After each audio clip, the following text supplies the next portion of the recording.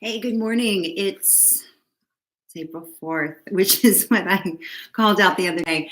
Um, I didn't record yesterday because my cat was really like loving like doing what we were doing with the cards. So I let her help me yesterday. And today we're going to, and actually, so the card I held up at the beginning was a card that I pulled. So I just wasn't sure I was going to do the video today. I just was feeling weird about it, but I don't know why I was feeling weird, but we all might be feeling a little weird today. So I just pulled out an old deck from Doreen Virtue, although I think she doesn't want anyone to use her decks anymore. Sorry, Doreen. Oh, hi, Cece. So the camera's a little shaky because one of my cats is playing, like rubbing her face on the thing. So anyway, Ready, Set, Go was the card that came up. So now is the perfect moment to dive in and embrace your heart's desire. And what a great card for today, for just like an initial sort of overtone, because we're on the cusp of a brand new moon. And it feels like, I think almost every moon that we've had, probably even since I would say the beginning of March, when we had the Pisces new moon, been feeling like we're moving into this time of newness, of starting a brand new year. And you might really feel like you're starting a brand new you. I know for me, some of the things that came up for me yesterday, I really took a lot of introspection yesterday, was to really examine like how I use my time and how I use my energy, where my energy gets like really kind of drained away from me. And that was coming up in the cards. And then those 10 of Wands cards that came up, and that 10 of Wands feel, although it didn't come up yesterday, that feeling was there where, what do we need to let down in order to feel free? And so oftentimes I think we think, oh, this person or that person. I think it's just a matter of perspective and about like what we do need to let down. Like, honestly, some of my language, I'm putting down some of my ways of speaking today. I had a conversation with my daughter today, and honestly,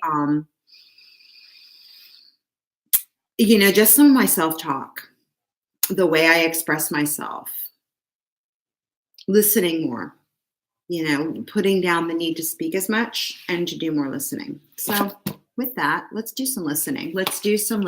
And open up the cards today. We'll do the Shadowscapes Tarot, which is the tarot deck that I like to use. And I'll go ahead and shuffle the cards, and you can tell me what you think as the cards come out. I'm going to angle them down today and see what we come up with. Make sure the cards are in relatively one order. My cats are good. But you probably see a tail of one kind of hanging out in the back there. Clearing my energy, any untoward energy that's coming toward me, the unhelpful energy coming toward me or from me. So I'm working with the highest vibration in order to work with the energies that are around us today, so we can have the best and brightest and most beautiful day. We can get clear on the intentions we're setting for this new moon tomorrow. But what can we work with today in order to help us to really set ourselves up for that? Just be the best and brightest we can be. So we can be in love and openness, nothing crossing our hearts, nothing keeping us from opening our arms wide and picking up and embracing life instead of as a pile of yuck, as beautiful bouquets. And we've got this one that's really wanting to come up. The Empress card. This card came up yesterday. She was our central card in the reading, and I'm going to go ahead and take this one. Queen of Swords. Look at these beautiful women who are with us today. So Queen of Swords. So we'll take those two. Abundance and smarts. Ooh, who doesn't want that? Ooh, yummy. I love that combo. Abundance and smarts. Ooh, okay. Okay. All right, we have the next came up, High Priestess. Check this out, guys. And the 10 of Cups. So we have the High Priestess card. And she's got that pomegranate in her hand, which is, again, the cycles of ending and beginning. This is a cycle of promise as well. death and rebirth. And the Ten of Cups, a number of cycles beginning and end, or ending and beginning. You have to end before you can begin. Very fitting for us being on the edge of this new moon. We've got a couple of other cards that are here that I'm just going to go ahead and take, and I don't know what they're going to mean, but we've got the Seven of Cups, which is the card of decisions. We've got the Three of Cups, this card of celebration. I'm just going to set them over here. The Page of Pentacles, learning, new beginnings as well.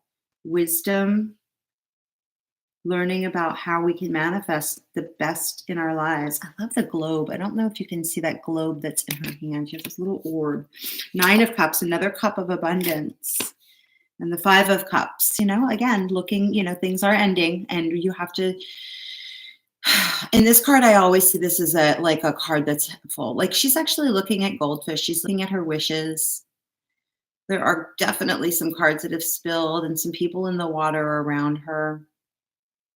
But I like to look at this card, and I told a friend of mine years ago when we had a parting of ways that this cup, she's got a full cup in her hands, and at some point she's waiting there on the shore with her full cup. She's getting herself straight here. This is how I'm seeing this one today. She's getting herself straight. So when her dreams, she's waiting there on the edge of the shore for her dreams to come in. She's dreaming, she's wishing. She's getting herself straight, and she's holding her full bowl of dreams and water and her fullness. And she's waiting for the things that she really desires to come and meet her on that shore. She's making herself ready. The Five of Cups is usually a cup of a card of despair and, kind of looking at what could have been rather than looking at what can be. Let's today look at this in that way that I really see her today. She's looking into her bowl and she's just waiting for what can be. And she's preparing herself for that future. Okay, the bottom of the deck is the King of Cups. Love him. And I did some really good meditation on that seahorse that he's got with him today. And we can go over that. Further into the bottom of the deck, we've got the Ten of Swords. So, and the Hermit, and the Seven of Wands. So we're going to take the King of Cups for sure. I don't know that the Hermit and the Ten of Swords, I guess. Oh, it's just a feeling of opposites today. We really are on the cusp, I believe, of an opportunity here to either look at things in those glasses like half, in the glasses that are around us as empty, or we have the opportunity to pick up and embrace what might feel arduous, what might feel like almost too much abundance, right? There's that the Empress. What might feel like too much abundance, rather than see it for what it is, see it for opportunity. She's picked up her basket. She's abundant, right? She's picked up that basket. She's got everything she needs to manifest and make even more. The Queen of Swords is here. And she's using her wits and her wisdom. That's the Queen of Swords. And she's also, in this Shadowscapes Tarot deck, the Queen of Swords is very interesting. And I've seen her kind of depicted in a similar way, where she's looking into a crystal ball and she sees things manifesting as she's looking into the ball, and she's manifesting with her mind. In this way, excuse me, in the Queen of Swords here, I see her transforming quite a few things. We see her transforming her thoughts into, she's sending them out with her hands. And your hands are connected to your lungs. And with that, you are actually like breathing and you're sending out. Think about somebody who's doing, some kind of like Tai Chi move and it comes from here and you're pushing out, right? And drawing in and pushing out. So in that very same way, and I'm going to angle these down so you can see them a little more, she's also doing that. She's sort of pushing from her breath and her thoughts out into the world. She's manifesting and she's transforming those. So they're going out as butterflies. And instead of swords, which she is the queen of swords, what she's doing is she's turning her thoughts into something that's useful and beautiful. And that's the message that continues to come through. We look at our lives so often as burdensome and dragging us down. The things that drag us down are obviously the things that cannot be, and then this takes a little bit of thinking, which is what the high priestess is here to share with us. She's actually, the Queen of Swords is thinking, but the high priestess is inviting us to continue to look behind the thoughts, the unseen, to determine what it is that does take our energy away, that doesn't make us feel abundant. Why? Why doesn't it? And then those are the things that we need to sort of either transform into something that does feel abundant, that's something that does get the job done in a very use our smarts, not get totally bogged down in emotion, but use our thoughts, to transform these things into something beautiful, something useful, something we can actually create with. And she's got these nightshades here as well, which also indicates that this is something we might be doing at night as well. High priestess, again, goddess of the night, using her wisdom. We've got this beautiful owl that's going off into and doing her bidding. That owl is actually going off, And the pomegranate is that ending and beginning card. We've got the 10 of Cups, again, an ending and beginning card, number, I should say. But when we put down our weird perspectives on things that, sometimes, for instance, I was working on an arduous project and it was taking up entirely too much of my time. And at one point I was getting very, very frustrated with it. But within that project, I did discover, once I stopped nattering and stopped, messing around and just self-talking in a negative way, I actually discovered a very interesting gem in it about something that was actually pretty much not really related to the project. But there it was. And within that, I found abundance and I found a bunch of wisdom. There's that wisdom, right? So we need to make some decisions, right? We need to make some decisions. She's looking at the subconscious. She's looking at castles in the clouds. This is that subconscious that we see in the High Priestess card. Dive into your subconscious to determine your way forward today. We are on the cusp of a brand new moon. Do you want to be in celebration? Here's that 3 of Cups card. Do you want to be in abundance? Do you want to be in community? There's that.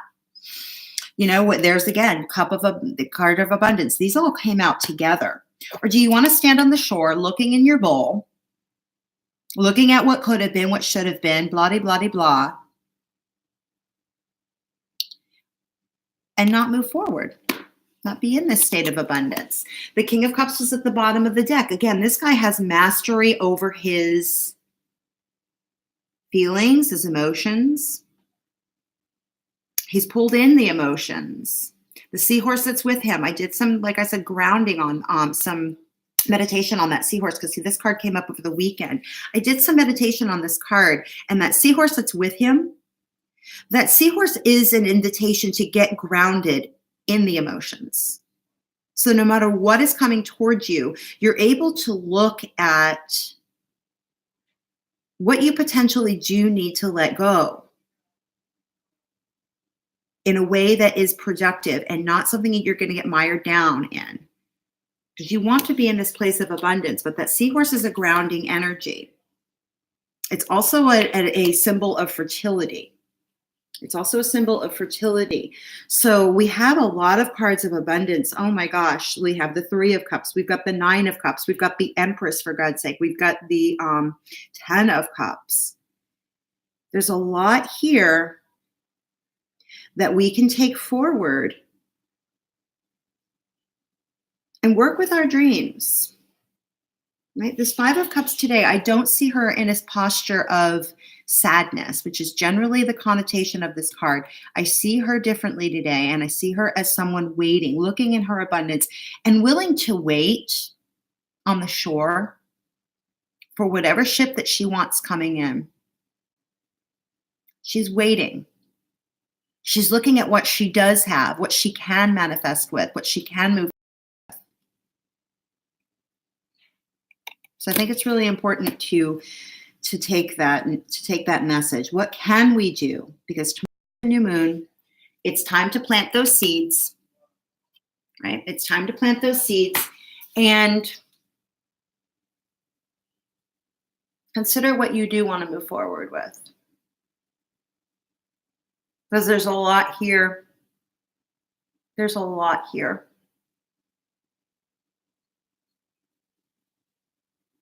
There's a lot here.